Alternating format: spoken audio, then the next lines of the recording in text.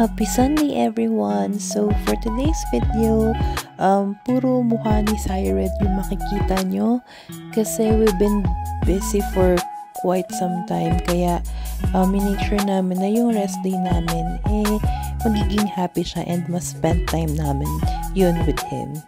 Meron na rin kasing mga ilaw ngayon or mga Christmas light dito sa Paseo de San Pablo, kaya we visited last Sunday, October 29. Tsaka gustong-gusto rin kasi ni Red na nakikita yung mga ganitong mga pailaw, and then explore na rin namin kung ano-ano yung mga stall na open. And in fairness, mura yung mga bilihin dito. May halos abot kaya naman. And medyo marami na rin yung bukas nung pumunta kami dito.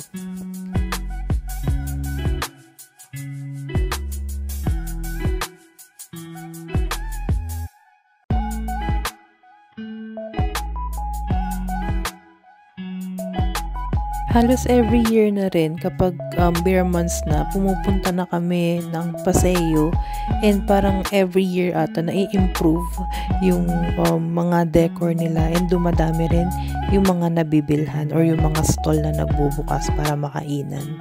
Alam ko rin tuwing bear months may mga pageant na nangyayari. Kung hindi pageant, parang mga pa-event dito sa Paseo, kaya may stage. Last year kasi alam ko may ganun eh.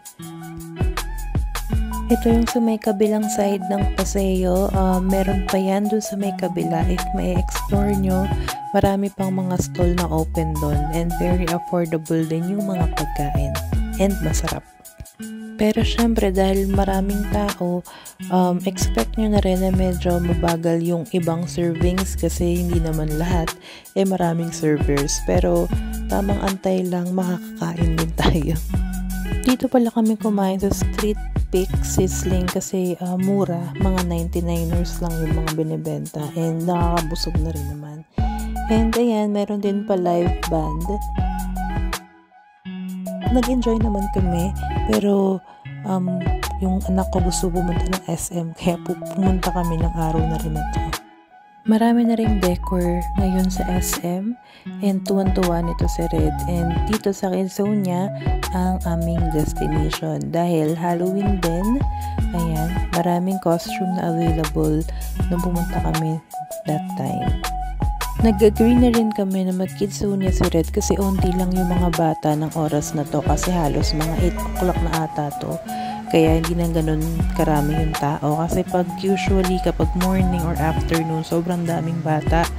Medyo nasisikipan ako kapag sobrang daming tao, natatakot naman ako na maglaro si Red kapag ganun karami yung nandun sa Kidsonia. Kaya ayan, enjoy naman yung bata, naging firefighter siya for today's video, and marami pa yan. Ay, sinulit rin talaga namin yung 1 hour, and chinur namin na lahat ng stall and costume ay masusuot niya.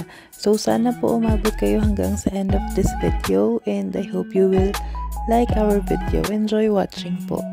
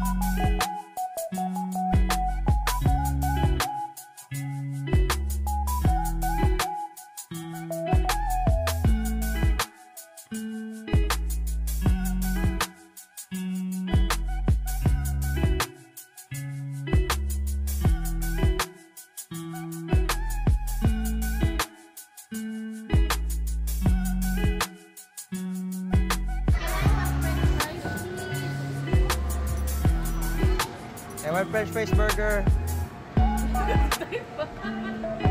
I want 2 burger. Saan bagay sa'yo? I want ham. Faster, I'm hungry.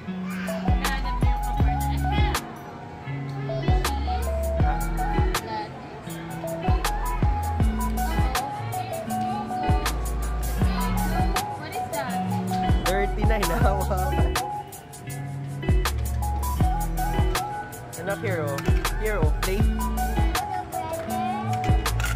Dito mo ilagay yung burger mo, oh, para malinis. Dito. Put it on the plate. Here, put it on the plate. Yan, para hindi malaglag. Lagay mo din sa tray. Okay? And then I want french fries. I want Coke. The brown one. I want the brown one. Right. Press mo, press. Thank you. Okay na, okay, wala yan. Okay, you want french fries? Please, 2 french fries. Lagay mo sa tray. Thank you so much.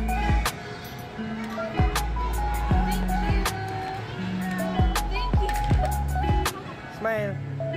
Dito ka, Daddy, smile. Oh, Daddy wants 2 burger. Oh, nom, nom, nom, nom.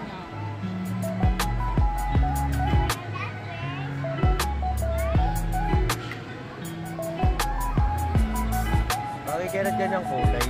Kamuti siya lang. Ayun na may love ko. Tusaran mo nga siya sa love ko. Do you wanna be a doctor again? Sabi mo, thank you. I'm off.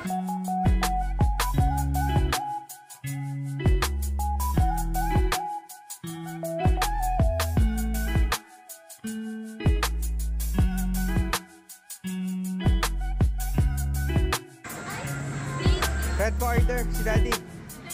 I want sushi also. I want 2 sushi, 2.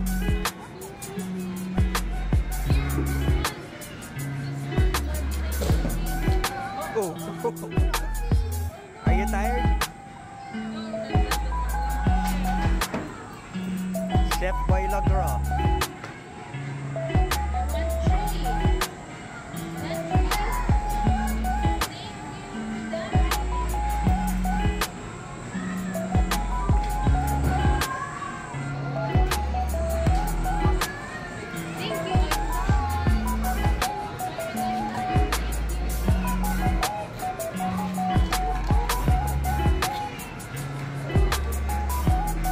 And here you go. Hey, Ma, here you go.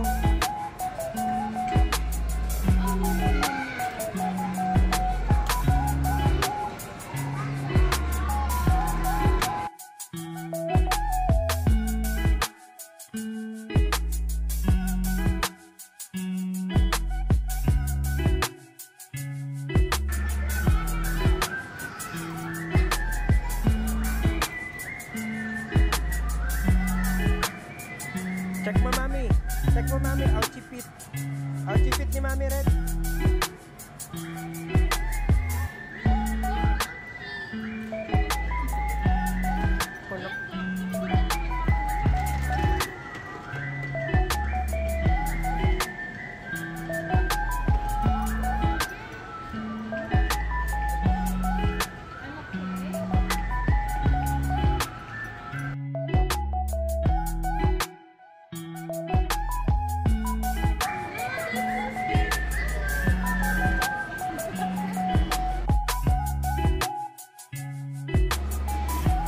Alam mo.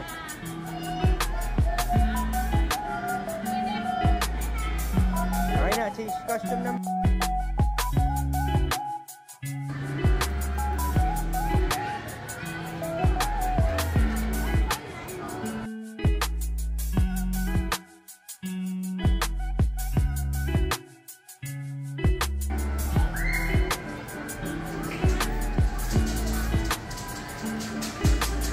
Bigyan mo vitamins.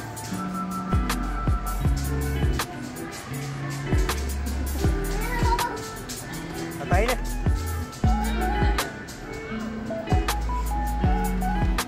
Injection. Go.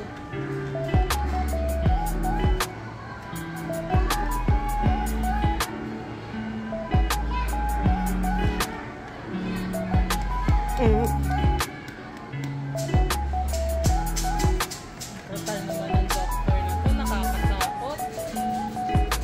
Let's go na. Okay na, Doktor. Patulugin mo ni patient mo. Ma'am, lagi ka.